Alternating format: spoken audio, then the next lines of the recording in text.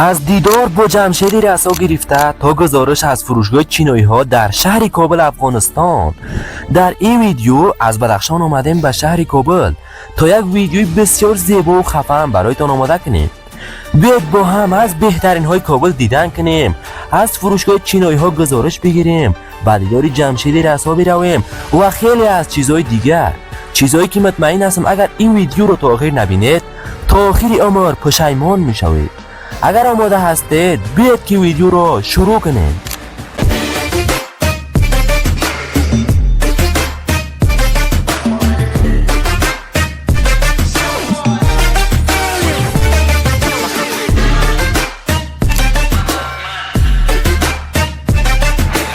دوستای عزیز، من از بدخشان برای درس خواندن آمدم کابل و بعدش تصمیم گرفتم یک ویدیو متفاوت برای کانالم بسازم. تقریبا روز جمعه بود و دکتر صاحب جمشید رسا یک سمینار داشت. منم رفتم آنجا که البته قصه‌اش را بعدا برایتون تعریف میکنم. حالا بیاید اول با هم برویم از فروشگاه چینایی ها دیدن کنیم و گزارش بگیریم. خب اینجا کوتاه سنگیست، نمیگم خیلی پاک است که دروغ شوه، نمیگم که کثیف است که کابلی ها خفه شوند. بگویم شهر شلوغ است، پر از دود، پر از موتر، هواش هم یک ذره سنگین‌تر است. راستش از روزی که اومدم کابل من مریض هستم به خاطر هوای آلوده، ولی خوب شهر است دیگه، زندگی شهری همیشگی همه قسم است. خوب رسیدیم به چهارراهی دیبوری، قرار است از اینجا تا پل استخ پیاده برویم. تقریبا 20 دقیقه راست، ولی ما بدخشی‌ها به این چیزا عادت داریم. در قریه اگر پیاده نروی نه دکان میرسی نه کار نه زندگی. از بچگی با پای پیاده بزرگ شدیم. اینجا هم هنوز پای ما همو عادت داره. هرچی پیشتر میرویم شلوغی بیشتر میشود، صدای موترها، بوقها، آدمها. در شهر حتی سکوت هم صدا داره. در قریه اگر خاموش باشی صدای باد و پرنده را میشنوی، ولی اینجا اگر خاموش باشی شهر خودش حرف میزنه. فرق زندگی شهری و قریه‌ای دقیقاً همینجا معلوم میشود. در قریه هوا پاک از دل آرام است، شبها خواب شیرین میآید، ولی کار کم است، امکانات کم است. در شهر کار هست، دانشگاه است، فرصت است، امید است، ولی آرامیش باید خودت پیداش کنی. اینجا هر کسی در فکر خودش است، هر کسی عجله داره، یکی دنبال کار، یکی دنبال نان، یکی دنبال آینده بهتر. در قریه اگر یکی مریض شود کل قریه خبر می شود، ولی در شهر اگر بیفتی ممکن است که 10 نفر لغت کرده برایت برود و کسی نپرسد. با تمام این چیزا کابل هنوز هم جذاب است، هم شلوغ، هم زنده، هم خسته کننده، هم پر از امید. شهری که هم میتواند تو را بسازه، هم اگر حواست نباشه خستت کنه.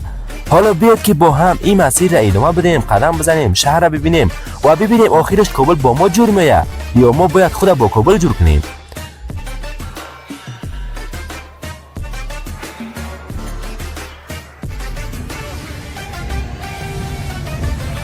خب دوستای عزیز، بالاخره رسیدیم به فروشگاه افغان چینا واقع در پلیسر. از اول اجازه ما خونه دادن و گفتن که فامیلی است. باز چون یوتیوبر بودیم ما را به سختی اجازه دادن.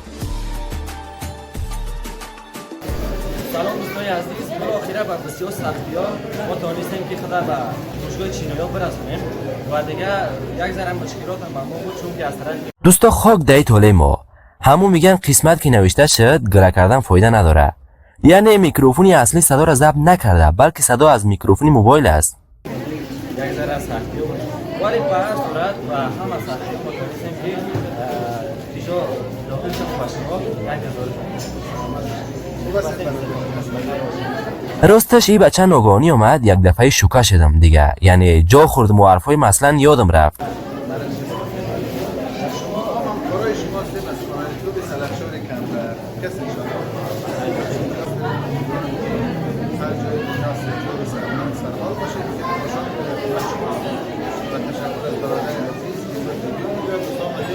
هم یک ویدیو تهیه کنیم و شما من منم سرش کنیم. اگر که دار خرید یک فضای آرام و چیزی میتونه محضرش خدمت بخش همه هموطنان عزیز باشه. ما شما وظیفه داریم که همه ان شاءالله سلامت سلامت باشید. دم شما گرم. این فروشگاه مواد لازم را مستقیم از چین وارد میکنه و نرخ آن به گفته کارمندان و مردم خیلی ارزان است. یعنی میگن یک چیزی که دیگه جاها 150 افغانی است اینجا 50 افغانی قیمت داره و مردم هم از این فروشگاه واقعا راضی هستند. البته دوستایی را بدونید که این فروشگاه اصلا اسپانسر ما نیست و فکر این را نکنید که اسپانسر است. دوستای عزیز، ما فعلا در پیش مدیر قرار داریم و حتما سعی که در مورد همه مشکل کمی صحبت کنیم که مشکل مردم چی میشه و اینکه دیگه چه خوبی‌ها داره که مشکل و چه چیزا در جریان باشه که ما از میشن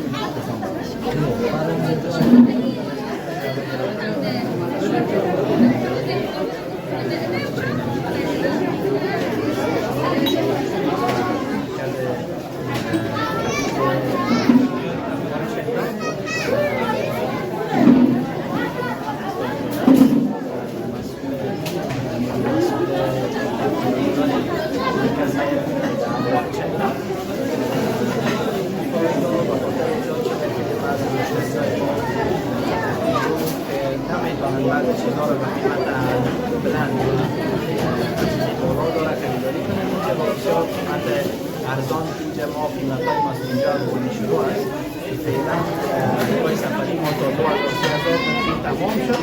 فعلا قیمت‌های ما از اینجا افغانی شروع است تا 500. این فروشگاه ویدیو نامش چیزی است اشتراکایی که برای ناس از سلام استفاده می‌کنن اینجا ما دو شریک داریم، یکی افغان یکی هم چینایی‌هایی هستند که همراه حاجی صاحب رئیس ما شریک هستند رئیس لعنت موسیقی. این فروشگاه تنها مربوط به افغان نیست، البته که نامش از نامش پیداست مرکز خرید افغان چینی. اینجا هم افغان داخل است و هم چینی. یعنی همین محصولات همین از چین این بازار مشترک است. این مالای ما را که شما اینجا می‌بینید اکثریتش زیادترش از چین از رای ایران داخل افغانستان میشه و بسیار چیزهای کم ماست که در بیرون است و اکثریتشان هم که هست میگویم که بعضی کسا خریداری میکنن و یک دوکانک و یک کراچیک باز میکنن. بعضی چیزهای ما بودید که اینجا افغانی قیمت داره 100 افغانی در بیرون میفروشه، 70 افغانی میفروشه و بعضی چیزها که 100 افغانی قیمت داره جنس خوب است و 1.5% سودا میکنن. و بسیاری کسایی که میاین هم فعلا انسان ما متاسفانه تمام شده به خاطر از اینکه خرید و مشتریای ما زیاد است. مال ما در حال است انشاءالله که بخیر اگر خواست خدا بود حدود 2-3 روز بعد در روز بخیر مال جدید ما میرسه و مشتری‌ها میتونن استفاده کنن و خرید. برای دوستی از ما در چی قرار داریم؟ در رستوران چینویا قرار داریم و اینجا که هست با گفتی مدیرسای و افرادی همینجا محصولاتشون محصولاتی است که هم با کیفیت است هم نسبت به دیگر جاها اینجا کسا محصولاتشون ارزان است.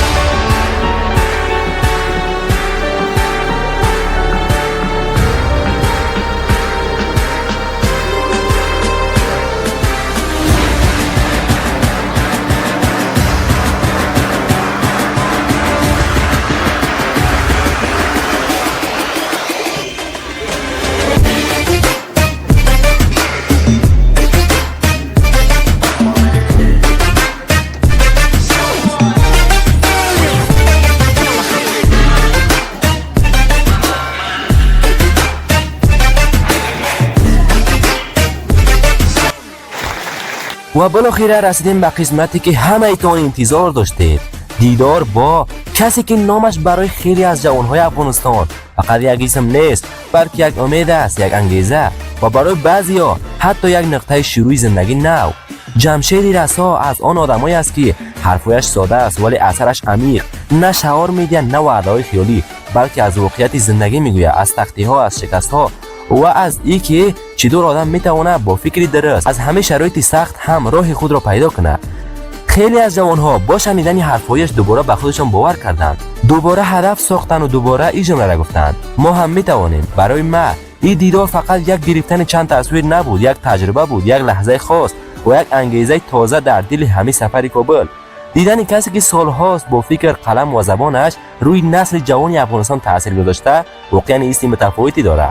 حالا بیاید که با هم داخل سمینار شویم از نزدیک فضای برنامه را ببینیم و گوش بدیم به حرفایی که شاید برای خیلی ها مسیر زندگی را تغییر داده باشد.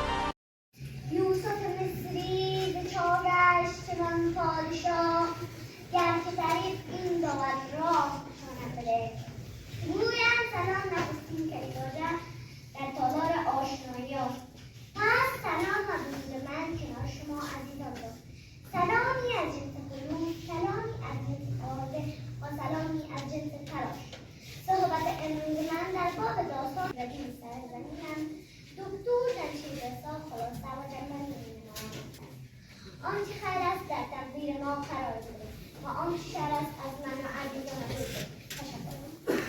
غارت می شود هرچی دارد جمله غارت می شود دل ز پر گفتن بیمیرد در بدن گرچه گفتارش بود اندر عدن وانکه سعی در فصاحت می کند چهره دل را جراحت می کند رو زبان را در دهن محفوظ دار رو زبان را در دهن محفوظ دار و از خلایق خویش را مایوس دار هر که او بر عیب خود بینا شود روح او را قوت پیدا شود.